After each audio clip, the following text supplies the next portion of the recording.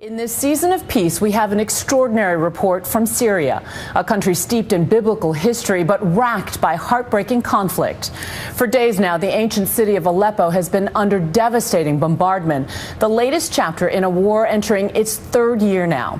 For the last 6 months, ABC News has had ordinary Syrians filming their own stories from inside the conflict zone, often risking their own lives to do so.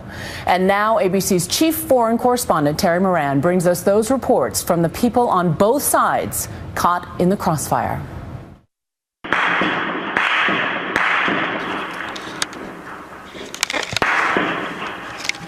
24-year-old Abu Yusuf is caught in the crossfire.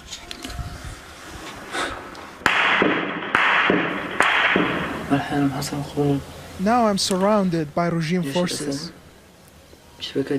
There are daily clashes and lots of bombs. And he's filming himself. This is what young men in war really look like.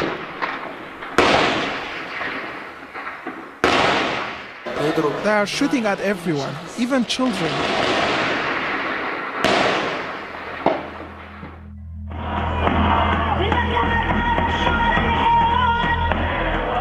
Thirteen-year-old Abdullah, singing here at a rally, uses his camera to film what no child should ever see. Every day we have to hide from the snipers and the bombs. Oh my God, did you hear that? He shot at us. To protect this young boy's identity, we are not showing his face. This is the blood of someone that died here. I have to do this. I'm not afraid of death. Also documenting the carnage, Syrian photographer Noor Kalza. Carrying your cam and letting the whole world see what's going on is the same as fighting at the front line.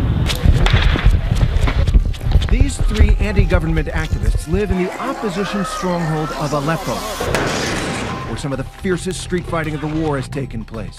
Pro-regime forces have continuously assaulted this city, and opposition fighters have fought back, block by block, street by street, even building by building. People who live here never know where the battle lines are being drawn. Barely a teenager, Abdullah handles the camera we gave him like a pro, documenting daily life in Aleppo from a 4-foot perspective.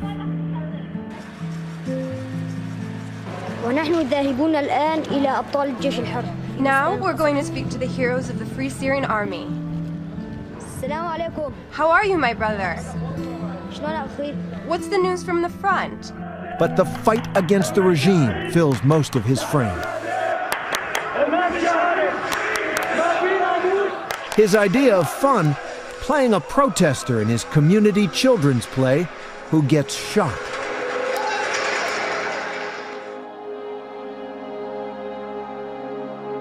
But one day in August, Abdullah confronts a scene so real it would make even the most hardened journalist flinch. The aftermath of a bombing on a mosque in his neighborhood. There's been a bombing in the shopping district. I'm trying to destroy the economy. Abdullah's lens follows the bloodied victims as they stream by.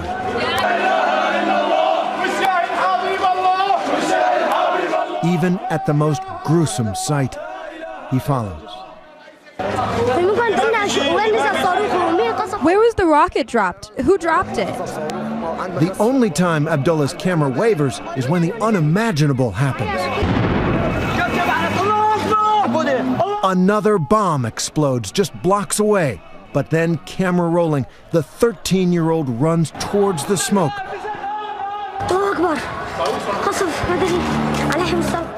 A rocket.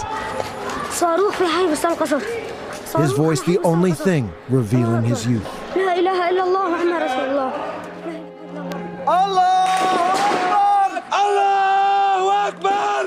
There are not many women on the front lines of this war.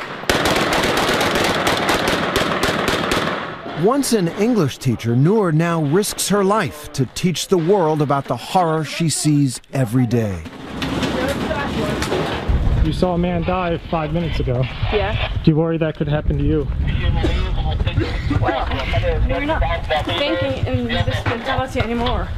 It just, this is something we have to do. I mean, so many people, so many girls died in the kitchen, and we have like a mortar shell or a shrapnel coming through the window and they're like drop dead. So what's the point? Why should I die cheap? We had enough from not being able to say how we feel, and now we can. We're gonna build this whole country again from scratch, from zero. This is a rally. People want to bring down the regime. Abu Yusuf, with the camera we gave him in tow, records his work as an activist and aid worker. This is the situation with Syrian kids. They have so many needs, and they can use any help. But this is Aleppo. Even while taking meals to the needy, he carries a gun. This is the market. It's about 1 kilometer long. It's so crowded here. A crowded market is the perfect potential shooting gallery for a sniper.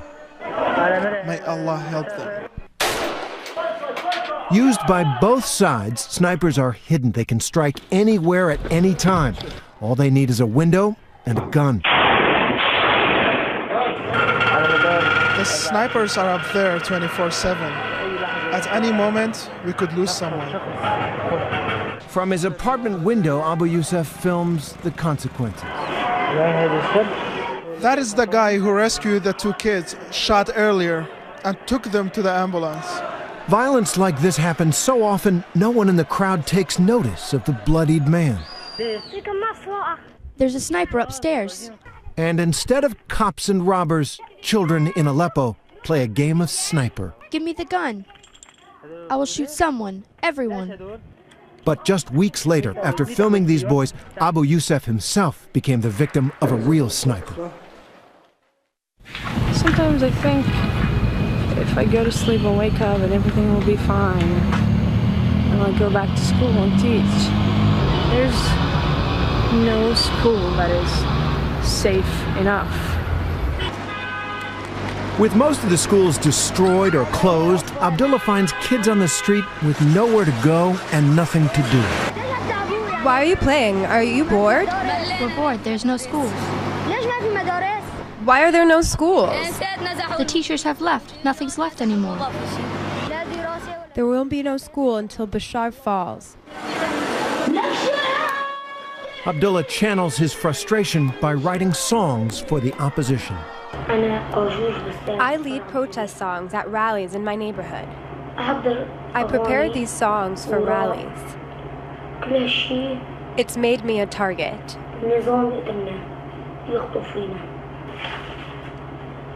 This song is called Step Down Bashar. And this is a list of songs that I'll sing on Friday. This has made him a target of the regime. There were times when the secret police would come after us. Another time they detained me. My whole family, even the girls, used to go out and demonstrate to topple Bashar, to topple the secret police, and to topple injustice. Thank you for listening.